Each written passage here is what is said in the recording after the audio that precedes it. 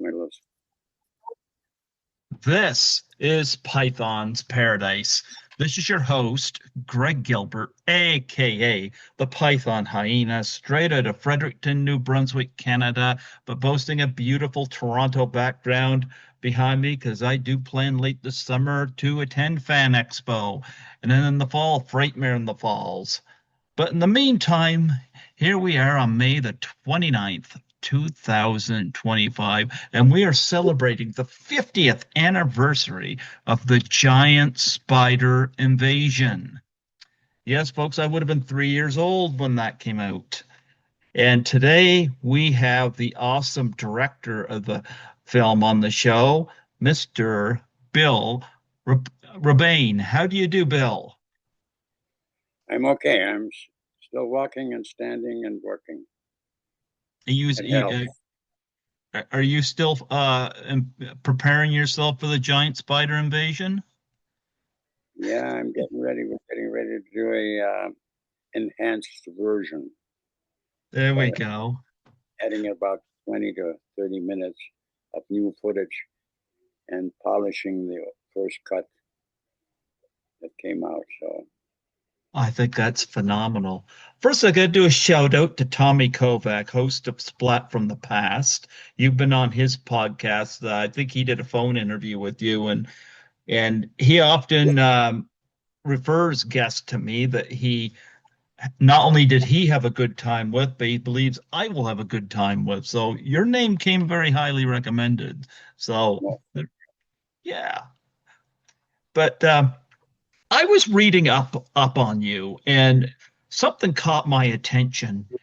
You speak, what is it, four different languages?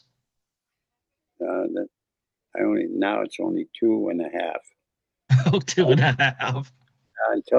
Until I came to the States in 1952, and actually before I went to school in Germany, I spoke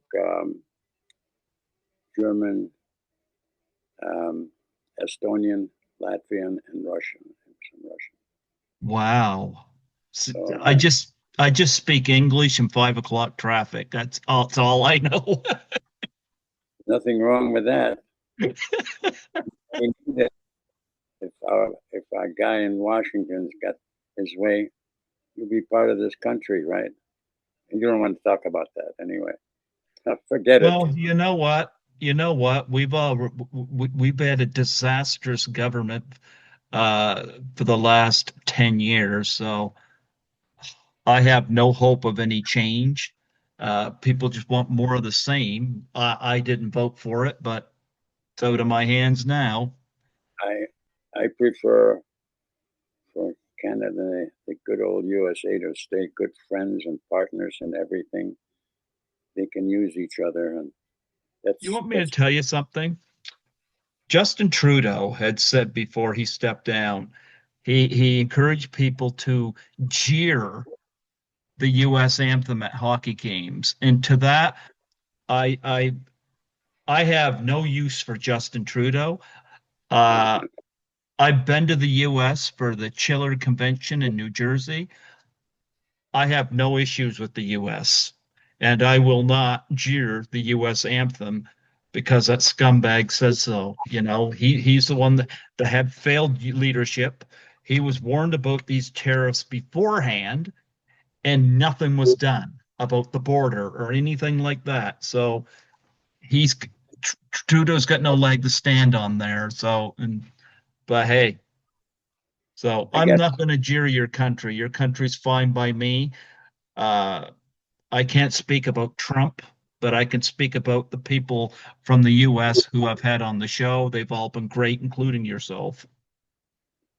on top of that, my son-in-law is Canadian. My oldest son is in um,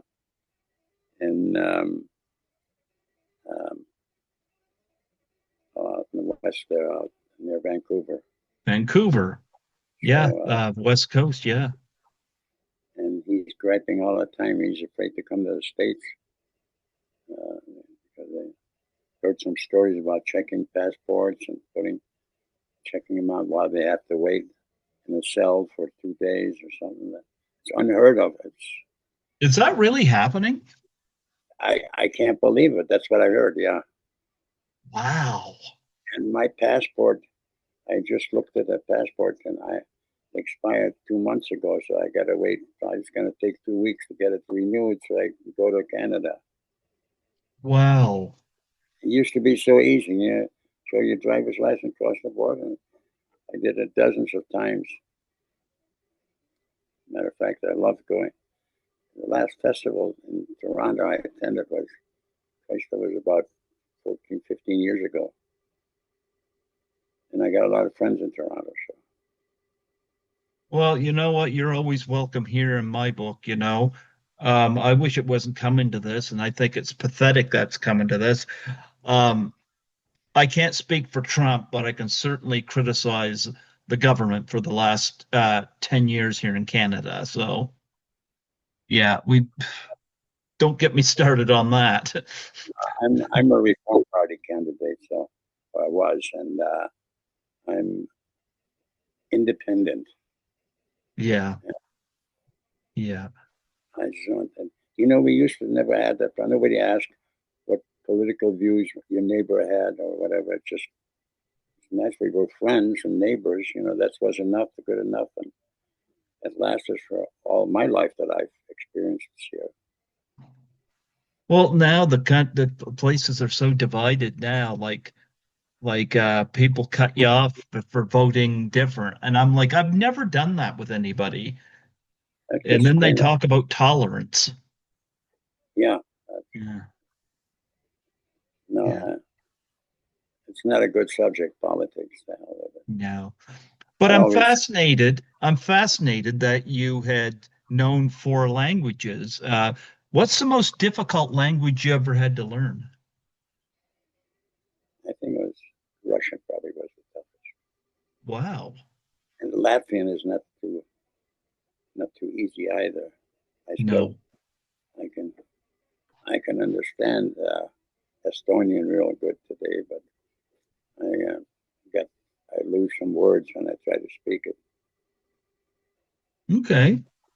But that's because I was pretty much once we had Germans escaping from the Russians during the war. Once I hit Germany, went to school there, everything else kind of got away from me, and I became fluent in German and then English. So that's matter of fact, I was going to read the German newspapers today and see what's going on over there. They're a little different than the news over here. Well, Uh, I would like to get a little bit of your background because you've been in the film industry for a while, dating way back. And I would like to get your background and what led you to get into the film industry. well, I was a I was an actor first, or tried to be. I did a few shows, and I was a singer in Chicago, and I learned English by going to movies. By the way, Okay.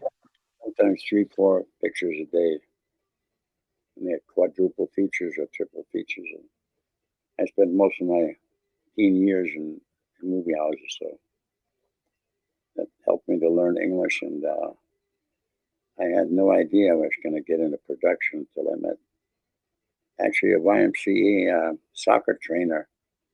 Was a director in a commercial production house in Chicago, and he got me interested in the production. And before I got into production, I was more interested in the business of film than I was in production.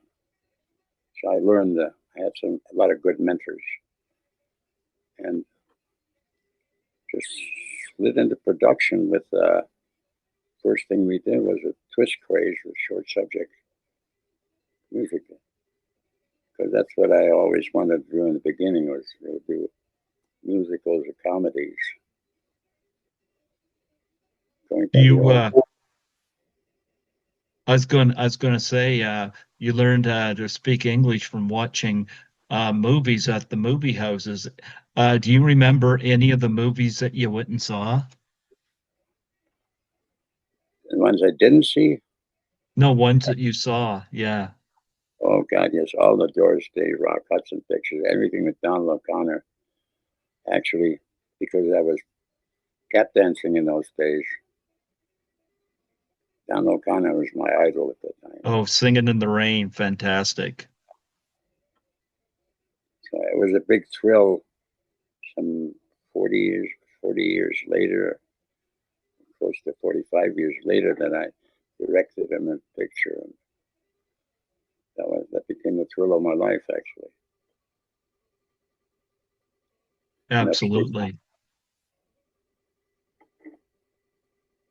No, that's an interesting way to learn the languages, watching movies.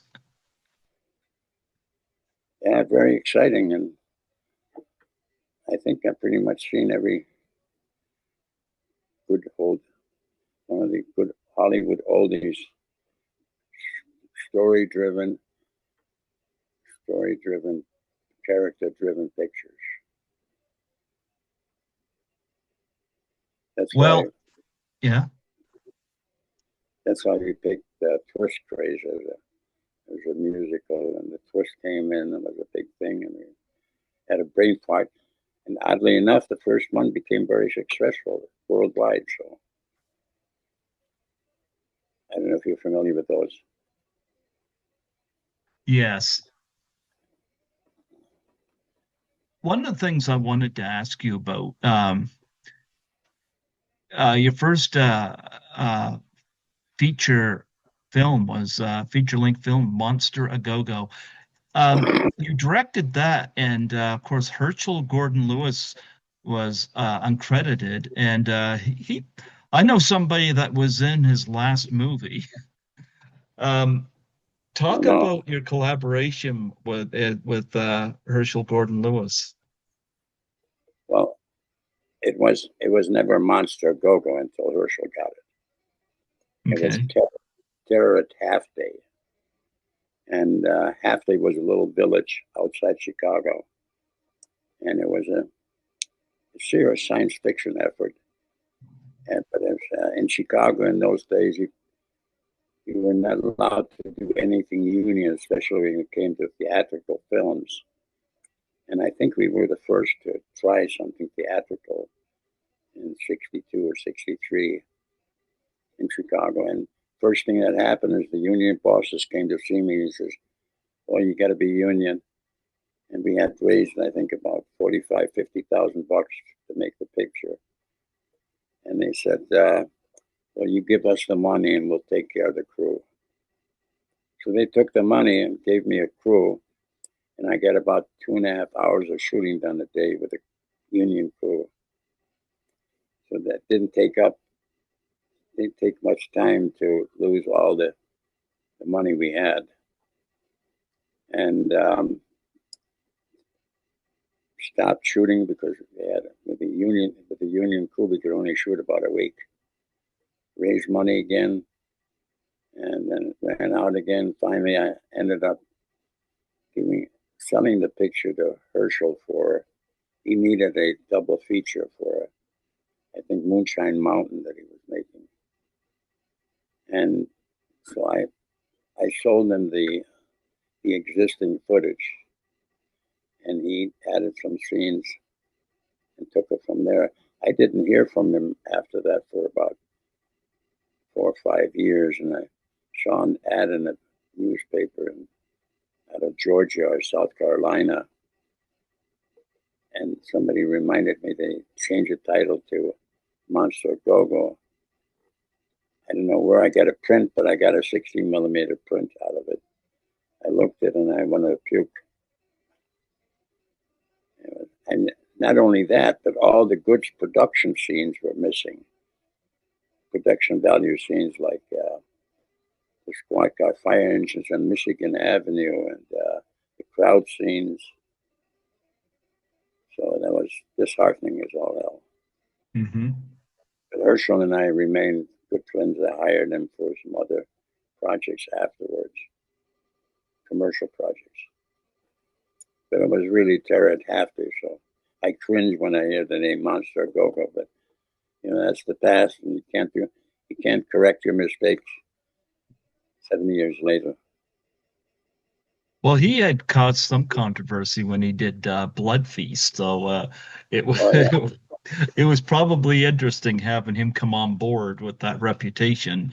But you know, they, whatever publicity it is, they say any publicity is good publicity. Yeah, the master gore, the master of gore. Yep, yep. Well, you went from there and you did a couple of invasion movies. Of course, first being Invasion from Inner Earth. You have any stories about making that picture? Invasion from Inner Earth. Yeah. Uh, well, the story is that we used a lot of paper plates for make flying saucers. I've heard stories like that with Plan 9 from Outer Space as well. Didn't have the money to do real special effects, Mhm. but I made up with it with the red light. And if you remember the red light, that became our secret little gadget or gimmick that we had. I really liked that. Other than that, it was a cold winter, beautiful scenery. That was the main thing. And it Well, went over. I've It went. often said that locations and scenery can make up for limited budget. Yes, they can. It sure did in that case because every Wisconsinite loved it because it represented the north woods of Wisconsin in the wintertime. And the scenery was good. Hmm. We were short on special effects, CGI today, and that was a budgetary issue. So the You red know, light, big thing. yeah. Well, I was listening to some reviews while I was at work before I came here to do this interview, and I was listening to some reviews on the giant spider invasion. And this is always wonderful to hear. You must love this when people talk. It's giant fire, spider invasion came out in 1975, same year as Jaws. And it's funny, like Jaws, you didn't have computer generated effects or any of that. And one of the things I heard a lot of with giant spider invasion is that, you know what, for not having CGI, the production values are actually quite good. And you guys have a lot of like you tap into that. Uh, you had a lot of these invasion type movies, you know, Invasion of the Body Snatchers, and there's all kinds of movies about some force or another invading Earth.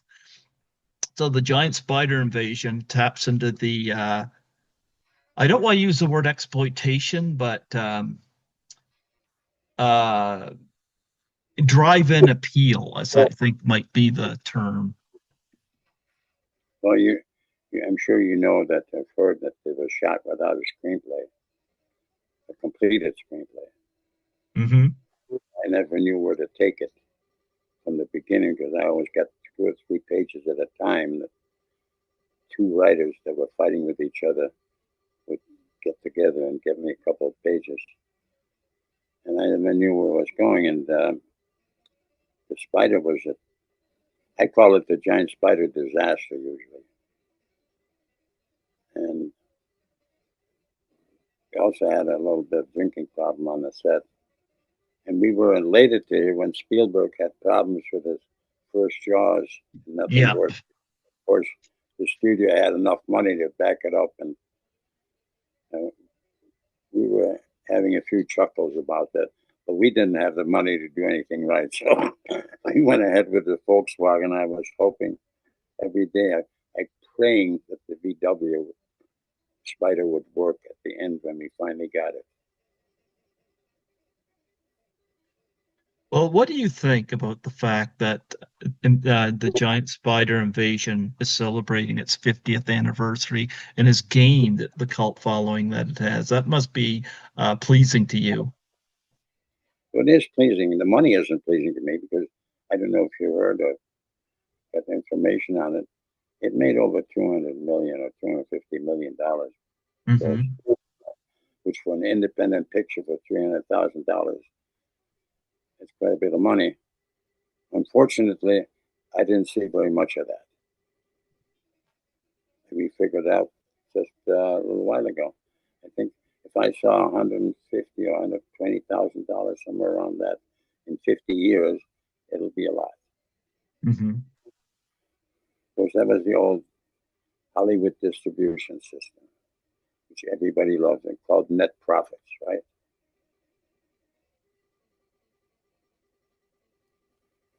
And also became one of the most pirated pictures since the digital revolution.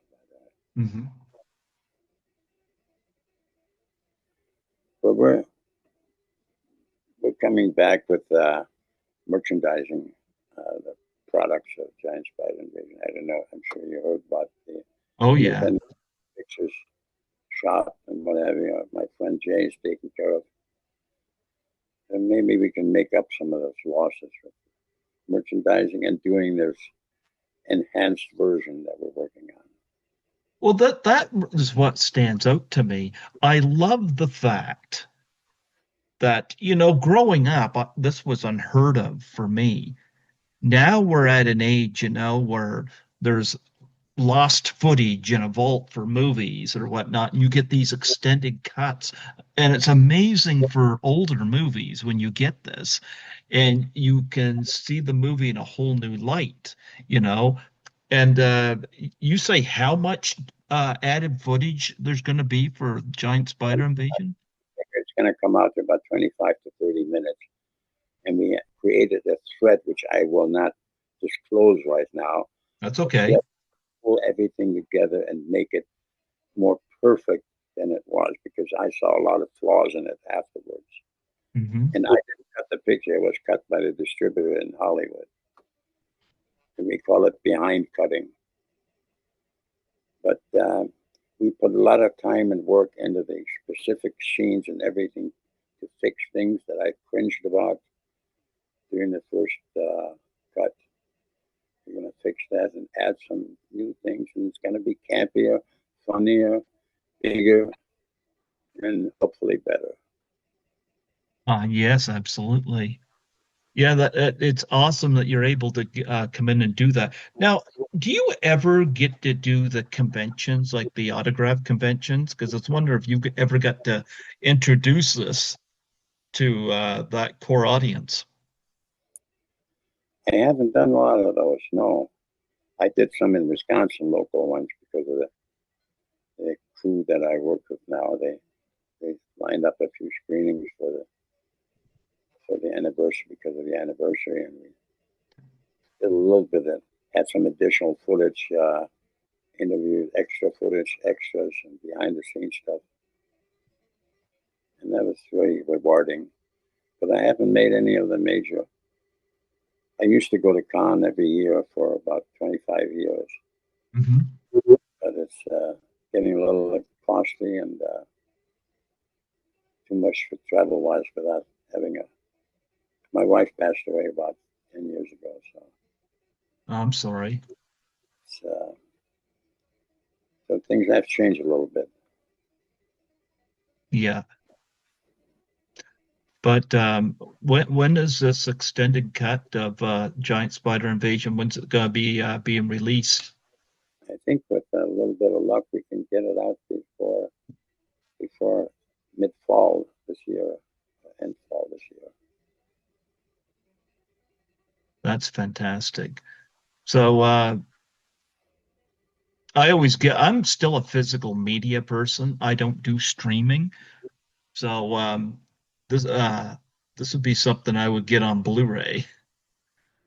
But with an extended cut, that will be a priority piece for a lot of people, especially horror fans. Well, I think Star Wars did something like that. They did an enhanced version, right?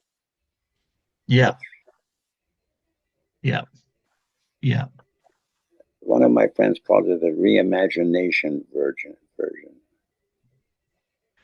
Yep, absolutely. A reimagination blockbuster.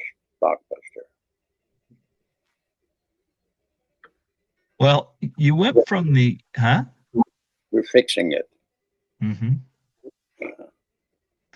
Well, you know what? There's directors out there that are very happy that they have the opportunity to do this because you get a lot of directors that talk about studio interference and this and that, and then they get to come out and they make their own cut. And you hear stories like that. And I think directors should have final cut. So, Well, I can't disagree with you there. I agree.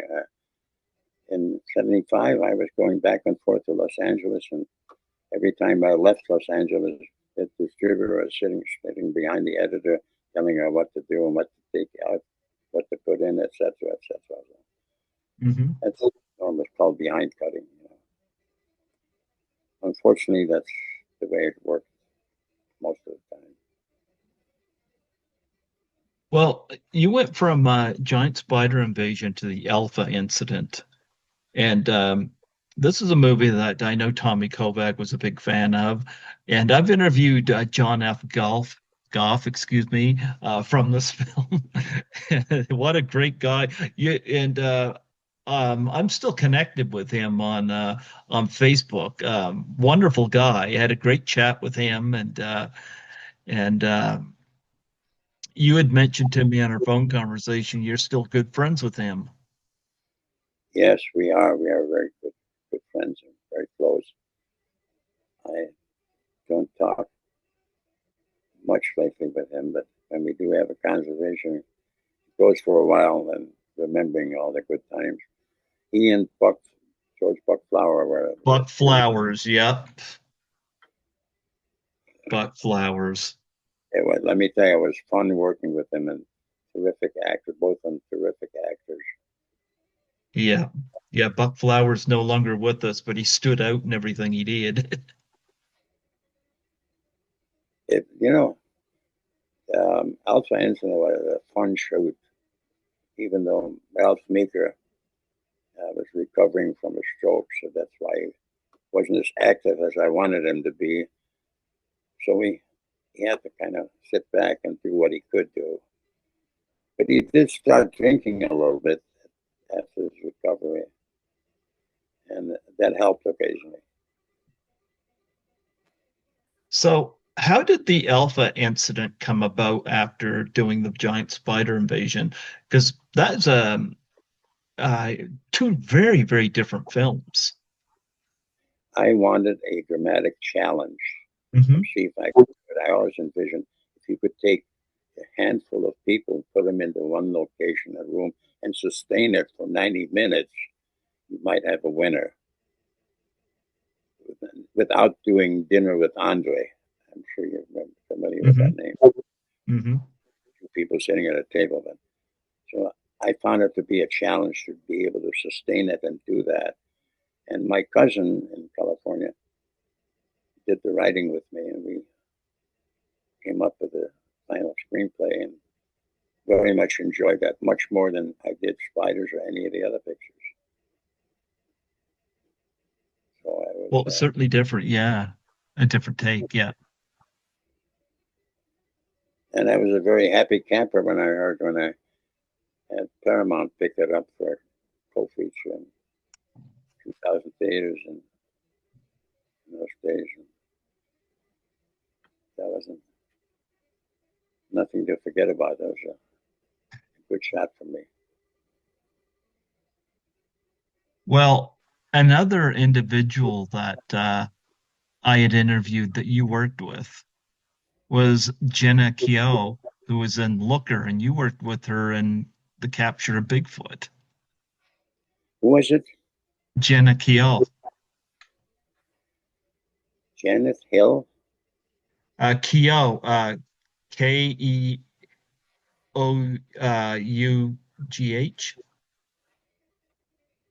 It was a, is she?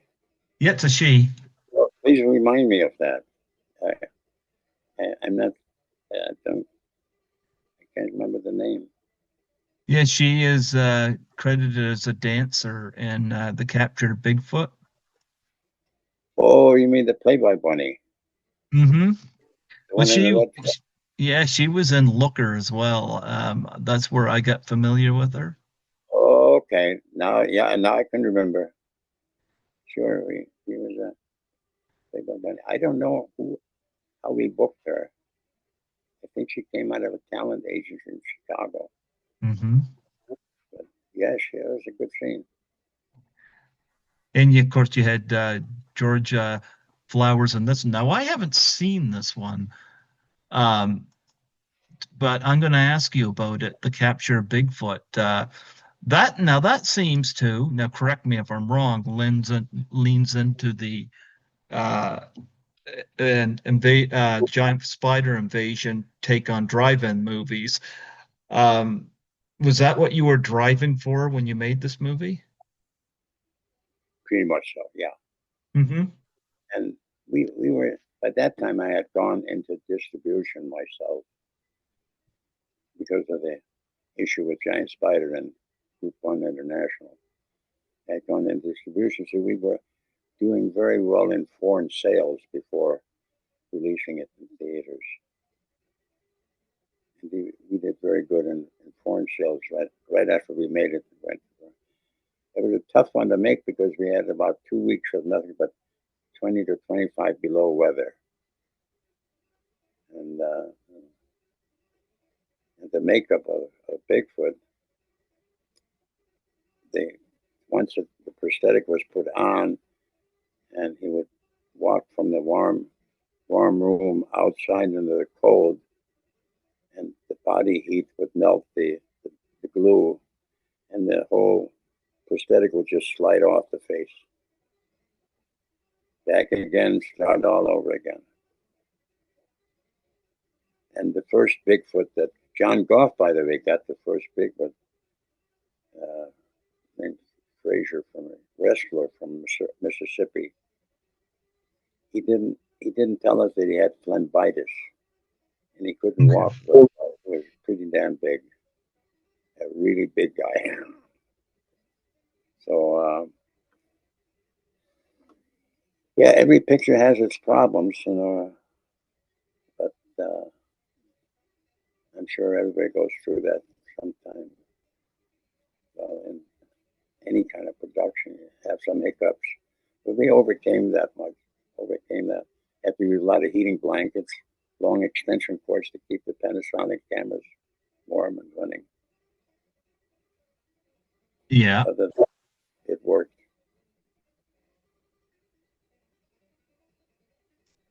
One thing I wanted to bring up is Croaked Frog Monster from Hell because that was distributed by Troma. Do you have So, any stories about working with Troma? well, I have to go back. I see in '88, I had a stroke, and during the recovery, I don't even remember. I don't know if I sold it to Trauma under what name, but Trauma bought the negative and Hmm. released it as stroke. I was furious. I know Lloyd Kaufman and Michael Hertz well because I used to see him at Cannes or the Milan Film Festival all the time. But they bought Rana and Bigfoot at the same time. But I can't tell you what the deal was. I understand they had some kind of fire at their headquarters, and the negative was destroyed. So I'm trying to re-release Bigfoot. We can't. We don't have a negative, and we can't find the last reel of a good pristine print anywhere. So, matter of fact, we're trying to restore an old print. We had 50 prints that sat out in the field for 25 years. You can imagine very, very little left of those things. And we're trying right now to see if the last two reels could be restored from 35 millimeter and crossing our fingers. Well, yeah, absolutely. I hope that works out because There's a large fan base for these kind of movies. Um, there's a huge fan base, especially for like people going to conventions and collecting VHS and stuff like that. There's an It's an interesting dynamic I see out of collectors. So and they love these old monster movies, and I can't say I blame them because you guys didn't have CGI and computer effects and stuff like that. You guys did everything practical. So, and you could see the ambition right there on the screen. It was always a challenge, but it was so much fun.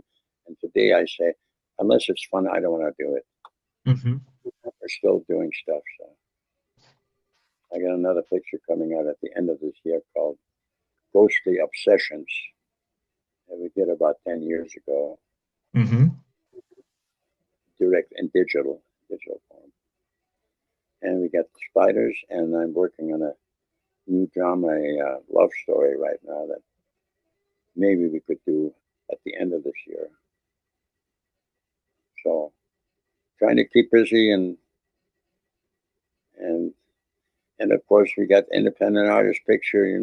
We're selling a lot of Bigfoot T-shirts, spiders stuff, and my friend Jay Zuber is putting on everything he can on there. So Absolutely, absolutely. do me a Um, favor, put the word up. It took a oh, long time to construct this upper site. yes, absolutely. Yeah, we're going to be plugging that stuff here in a bit. One thing I wanted to ask you about is your working relationship with Tiny Tim, because you worked with him in Blood Harvest, but you also worked with him through other TV projects as well. Well, I engaged him initially for a concert, an open air concert in at my studio, and became good friends. And everybody in the neighborhood or in the area of northwards of Wisconsin thought, "My God, you hired that freak." I said, "Yeah, because he's good." But when they got to see him in person and met him in person, everybody loved him in the farm country. He was a phenomenal performer, very, very wonderful human being. A little odd, he would eat out of cans. Hmm. His only passion was beer, occasionally. Other than that, he would eat cans of beans, everything. Never dry himself with a towel. He had to have paper towels to dry himself. He's an oddball character, but phenomenal to work with. And in Blood Harvest, he, with all the thousands of songs he could remember and the lyrics, date they were published, everything, he had trouble remembering lines. So we had to go over the lines over and over again and match to the way he could deliver them and what have you. But he was wonderful, really fantastic to work with. Very appreciative and took direction beautifully. So I was very blessed to have him for that picture, even though I didn't want to make it. It was a little too bloody for me. Yeah. And then you went from that and made Twister's Revenge. That's more of my style. Yeah, I enjoyed that. That could be tweaked a little bit too, in retrospect. Hmm. But you Are you can't going to make do that? absolutely. The, what made that movie is the tanks and the production values which we had in there.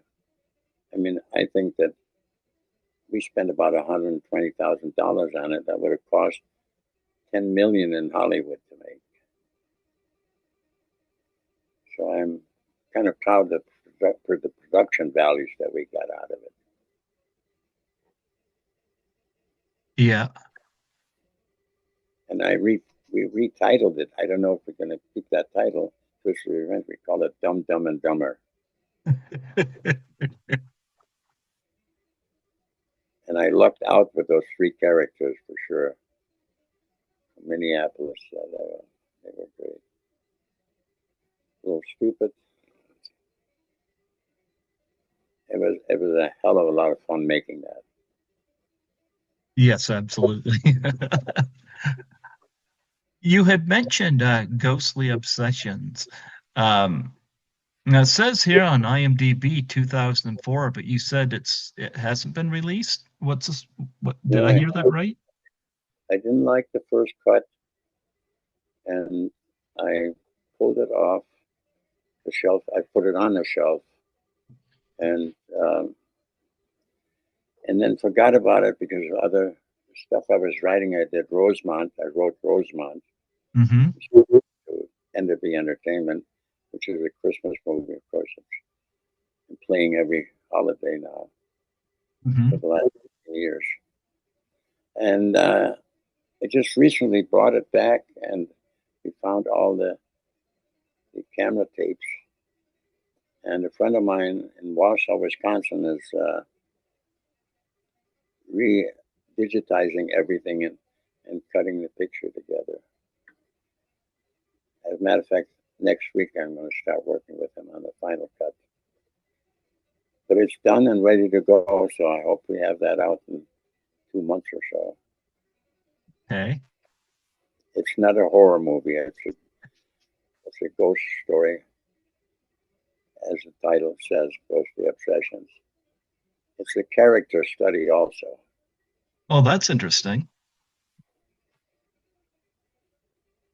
Now the last movie they got listed here.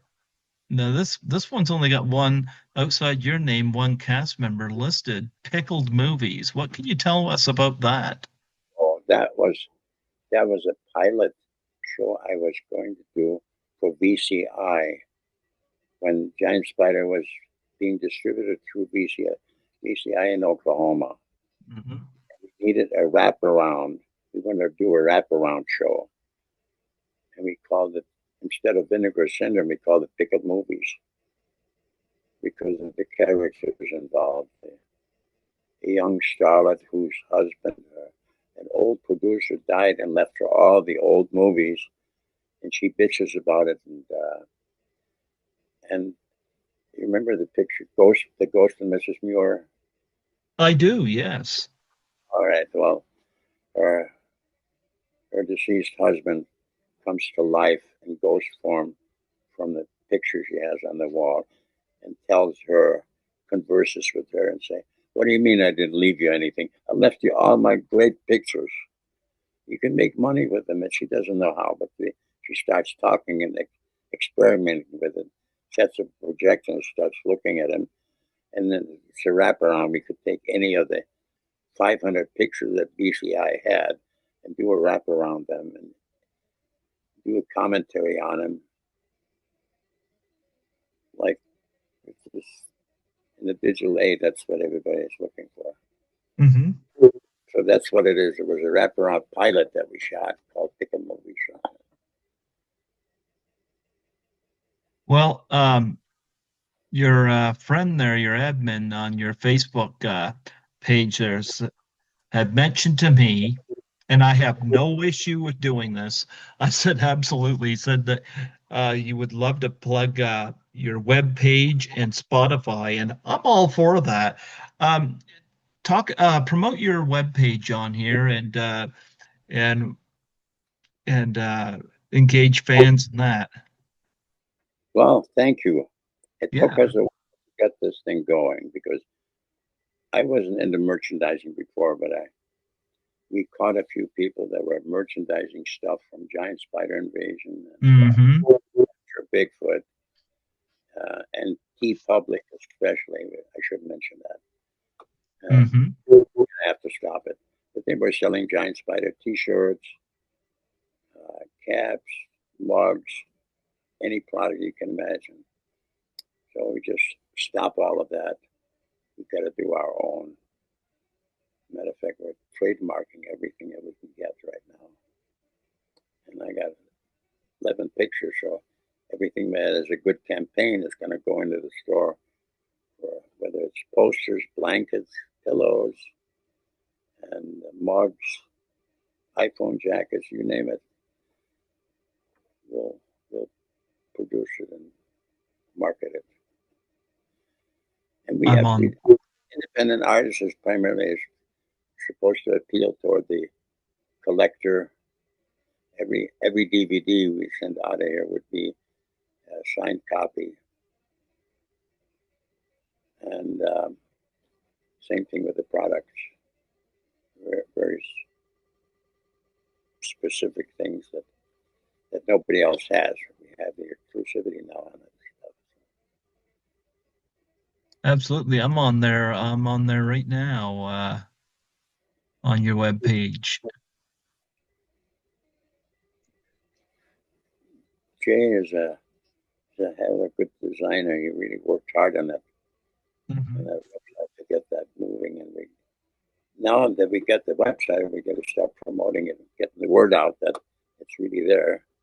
Other than that, independent artists will do distribution and also act as an agent for writers and possibly some actors, and consulting, production consulting, etc. Mostly distribution and the business of movies. Excellent. And of course, he had mentioned you have Spotify. You want to plug that on here as well? I didn't know we had it. So. Oh. Matter of fact, I don't know what is that. uh, a lot of people play music on it, but a lot of people, like I also have my podcast on there as well. Let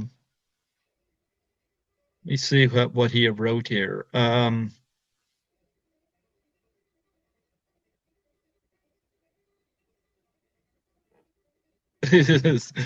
uh, website Spotify store, I guess is what it says here. Okay, we'll leave that with him.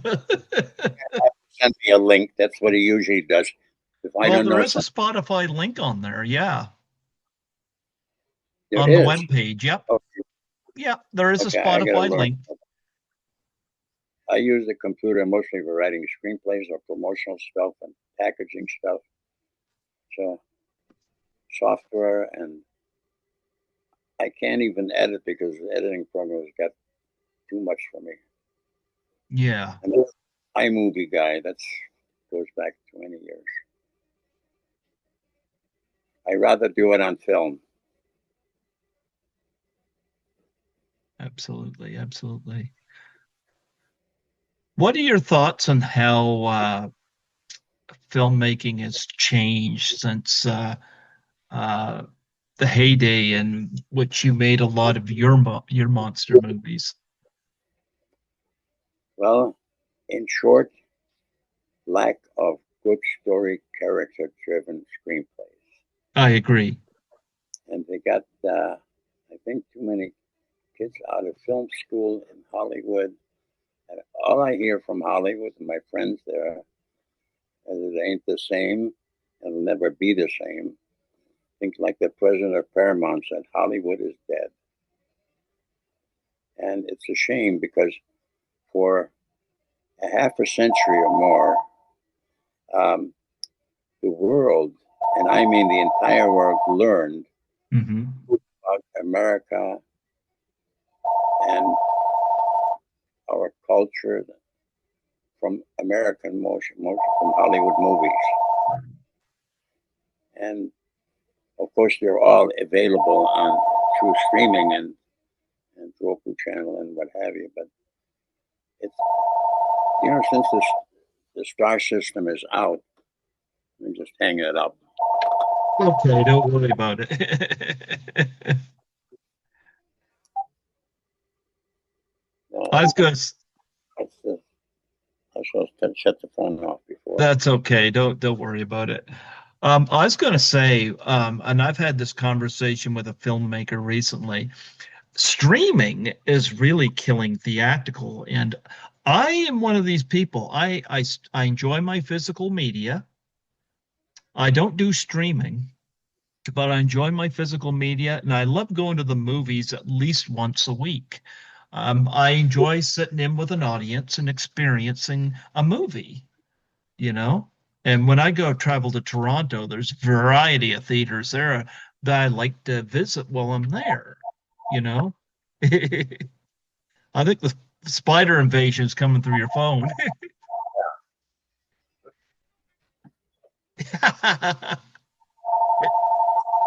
I'm telling you, it's the spiders. I'll do it on camera here. Yeah. Hello, B. I'm doing an interview. Can I call you right back? Well, absolutely. Sorry to interrupt. Okay, catch you in a bit. Thanks. Thank you. No problem. It's funny. I had a guest on here, and he did this right on here, and he answered the phone, and somebody had a prescription for him. And he looked at me and he said, "You want any prescriptions or something like that?" No, what's happening to our industry is really a shame. I can't get into any new movie because I haven't seen anything that doesn't have uh, blood, guts, mayhem, drugs, and sex. You know, no story. And the young people, the ones that want to get in the film business and are trying real hard, what do? They pick on a little horror movie or monster story or something. It's easy to make. You know, some of them are doing with iPhones and whatever, slipshot productions. And it seems that the big boys in Hollywood don't have the feeling or the sense to do, again, good story, character driven materials, good screenplays. I understand they are looking for it. Some of them are looking for good screenplays.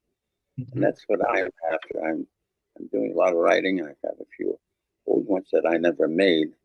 Nothing to do with monster horror or sci-fi, but solid story, historical pictures, and what have you. So I Yeah. spend most of my time writing. Well, you know what? It was wonderful having you come on here today, and yeah, we're all looking forward to that 50th anniversary release of the Giant Spider Invasion with, would you say 25 minutes of extra footage? Is that what, did I I, remember? Did I recall that right? Wow.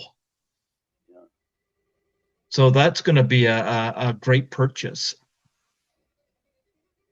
I hope. I think personally, I had two writers off last over the weekend, working until 3 o'clock in the morning for 2.5 days, and we were really kicking ass and looking at spiders 3 or 4 times, going back and forth and see where the cutters got. All the weaknesses out of the picture that I saw, I think can be out and hold together better. And we're not losing the old stars. That's the main thing. And whoever wants to do a remake, another remake, or a sequel to it, that's fine with them. But I think the re-envisioned version now, I think it'd be an improvement of about 200-300% or more. I hope they love it, and it makes as much money as the first one. Except we're going to do the distribution ourselves. Well, I'm pretty sure, especially horror fans are going to love this, and yeah, I think that's amazing. When I hear 25 minutes of extra footage, I'm like, okay, that's gonna change a lot of the movie, and I love that, that Going to add to everything and make it more acceptable. hmm We're not using, as far as I know so far, we don't need much CGI, very little, especially in the space stuff. Before the meter comes, we're going to change the meter. We're going to have a collapsing star or a colliding stars that causes the comet, etc. But other than that, we're not going to be doing a lot of crazy special effects where it's not needed. But we are going to make it campier, more humorous, because you can't take it serious, like Bob Easton said.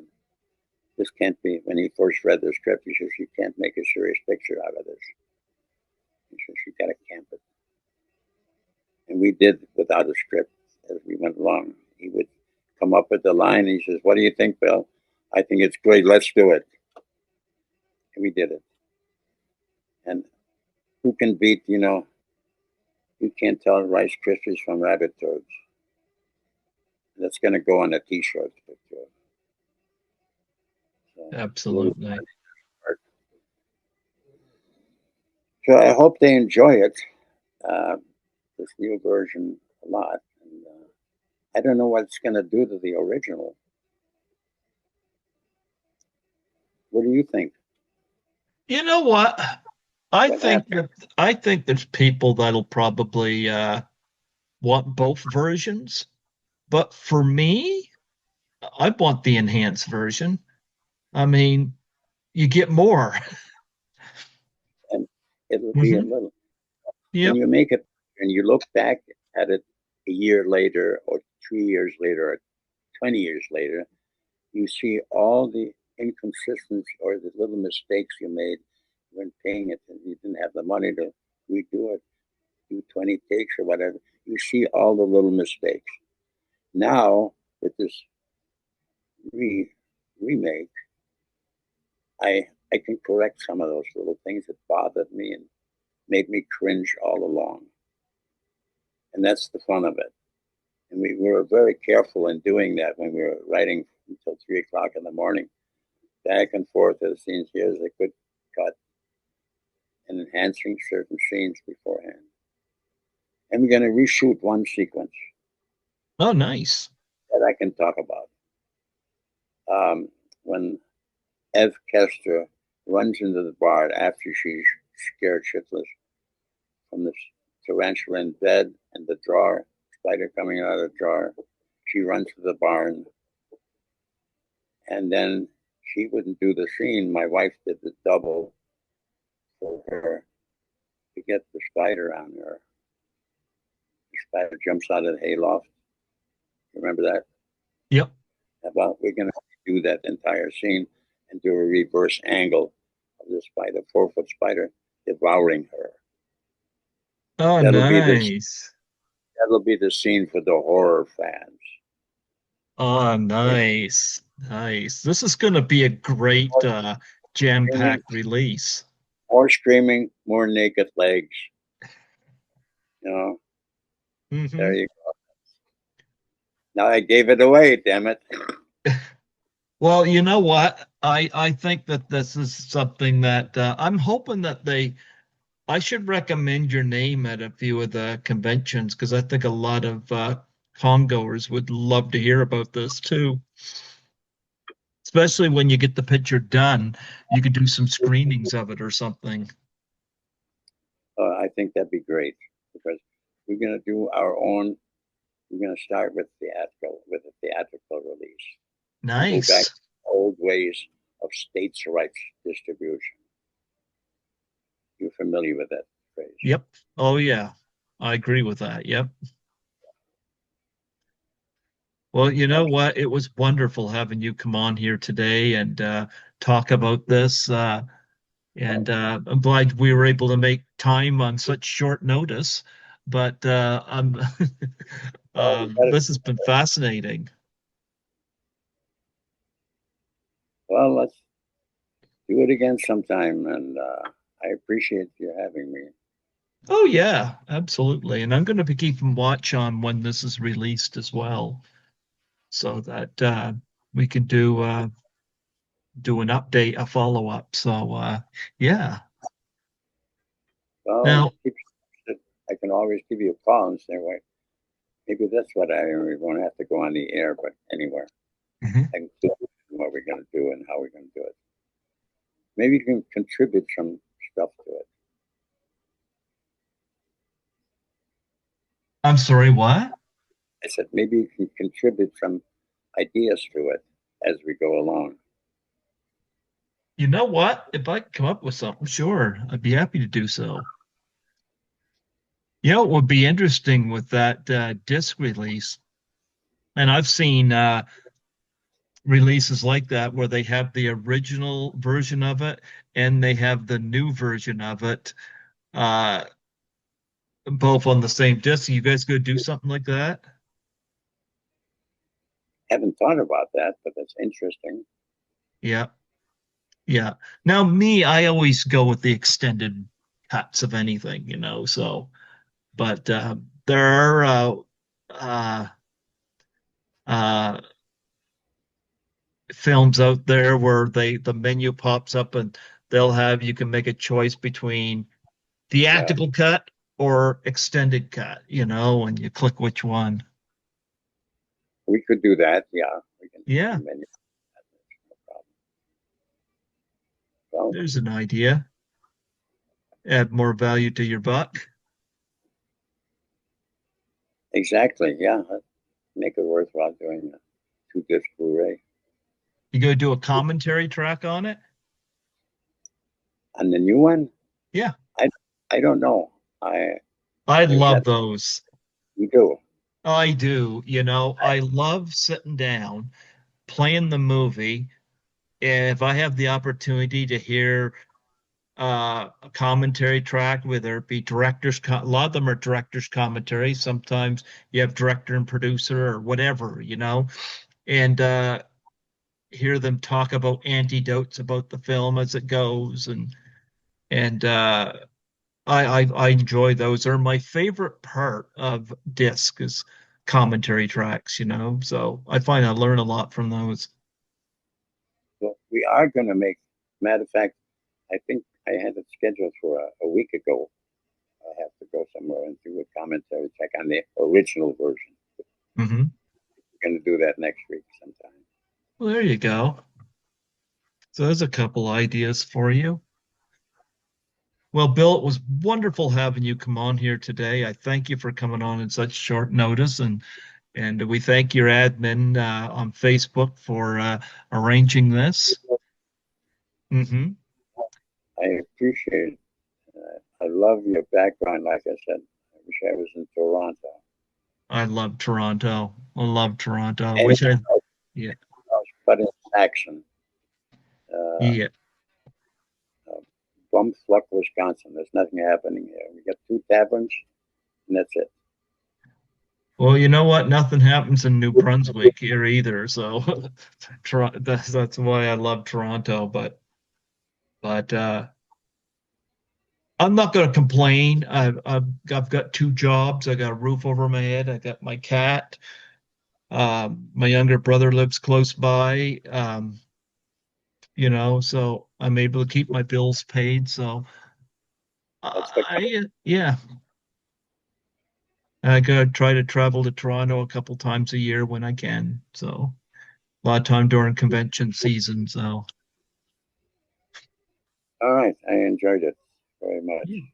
Before I let you go, would you mind doing a plug for my show? What's the name of the show? Python's Paradise. Python like the snake? Python's Watch, Paradise? Yeah. watch Python's Paradise for sure, and you'll see me, this old fart, talking about all kinds of good stuff. Yes, You're folks. Director Bill Rebane on here talking about the 50th anniversary of the giant spider invasion.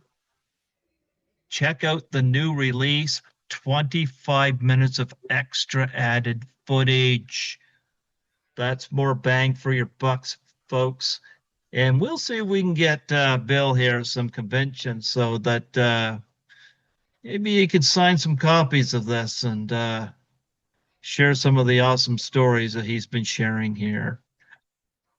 Bill, God bless you. Thank you so much for coming on here and bringing us all these unique, interesting pictures. Well, I thank you, and God bless you in Canada.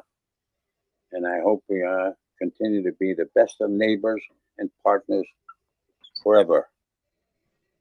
Well, I like the United States, so you know, regardless who's in power, I appreciate the states and I appreciate you. And yeah, I've only visited the states once, and that was for Chiller.